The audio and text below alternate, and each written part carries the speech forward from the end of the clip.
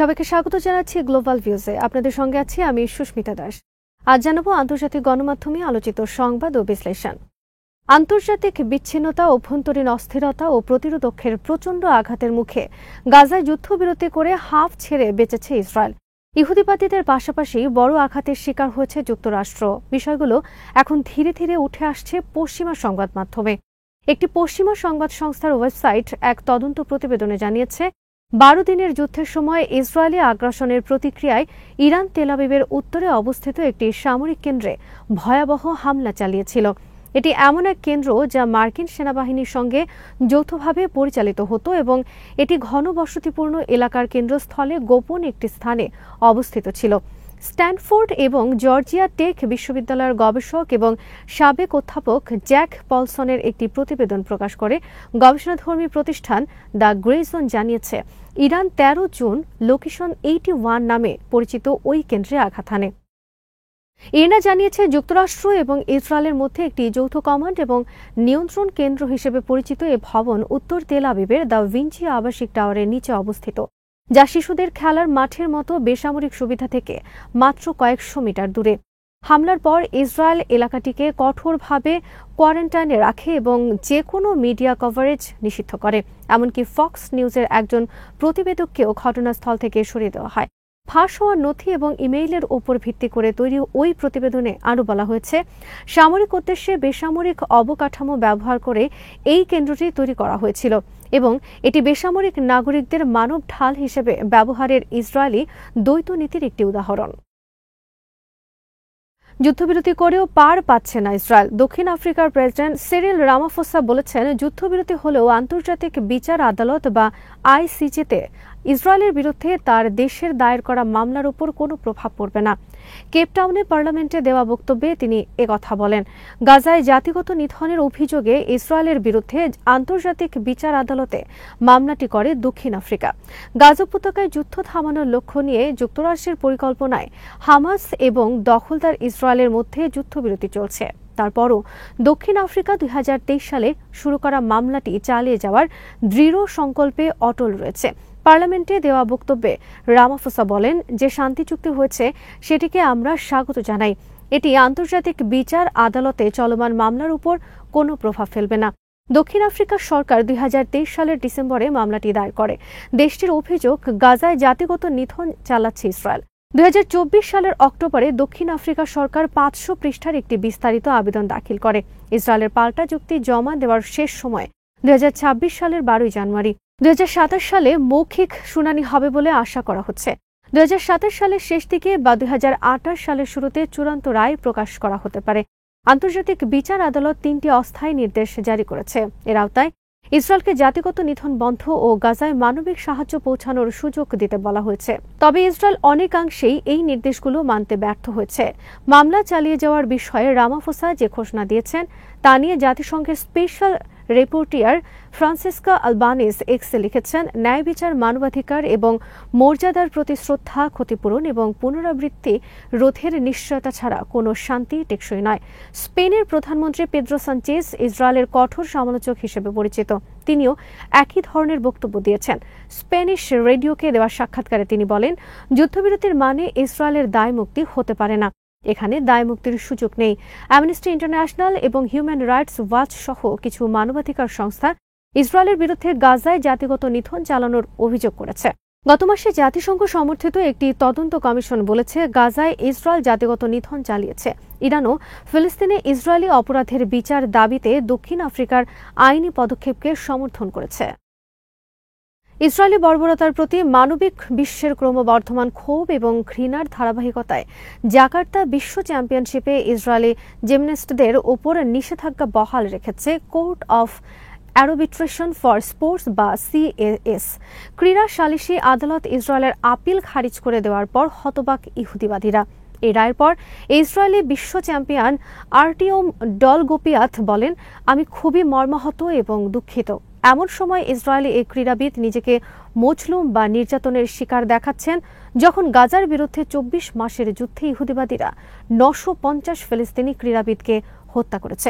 এর আগে বিশ্ব জিমন্যাস্টিক্স চ্যাম্পিয়নশিপের আয়োজক ইন্দোনেশিয়ান সরকার ফিলিস্তিনের সমর্থনে ব্যাপক জনবিক্ষোভের মধ্যে 7 জন ইসরায়েলি ক্রীড়াবিদের ভিসা বাতিল করার সিদ্ধান্ত নেয়।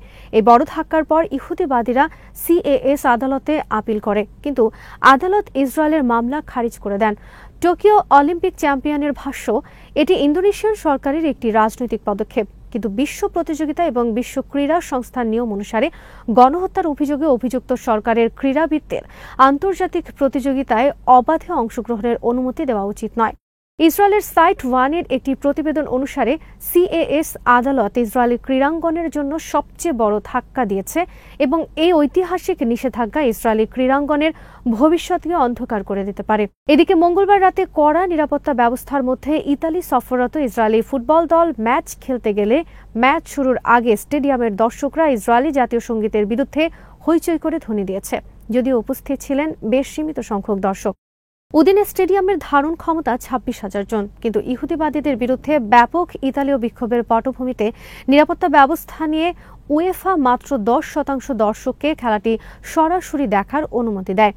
এই খেলায় ইতালি 3-0 গোলে জয়লাভ করে ইসরায়েলের বিরুদ্ধে, যার ফলে ইসরায়েলের বিশ্বকাপে অংশগ্রহণের স্বপ্ন শেষ হয়ে গেছে। রাইস স্পোর্টস নেটওয়ার্ক লিখেছে, গাজায় গণহত্যা ইউরোপের জনগণের কাছে ইসরায়েলি ফুটবল দলকে ঘৃণার পাত্র করে তুলেছে। গাজেটা ডেলো স্পোর্টসের একটি প্রতিবেদন অনুসারে মোসাদ এজেন্ট এবং ইতালীয় সেনাবাহিনীর উপস্থিতিতে সবচেয়ে নিরাপদ বিশ্বকাপ বাছাই পর্বের ম্যাচটি অনুষ্ঠিত হয়েছে। কিন্তু 10,000 ইতালীয় স্টেডিয়ামের বাইরের রাস্তায় ইসরায়েলের বিরুদ্ধে প্রতিবাদ করে বিশ্বকে তাদের বার্তা পৌঁছে দিয়েছে। হামাসের সামরিক শাখা আল কাসাম ব্রিগেডস বুধবার সন্ধ্যায় জানিয়েছে, তারা জীবিত সব বন্দীর পাশাপাশি যেসব ইসরায়েলের দেহাবশেষ উদ্ধার করতে পেরেছেন সেগুলো হস্তান্তর করে চুক্তির শর্তাবলী পুরোপুরি পালন করছেন।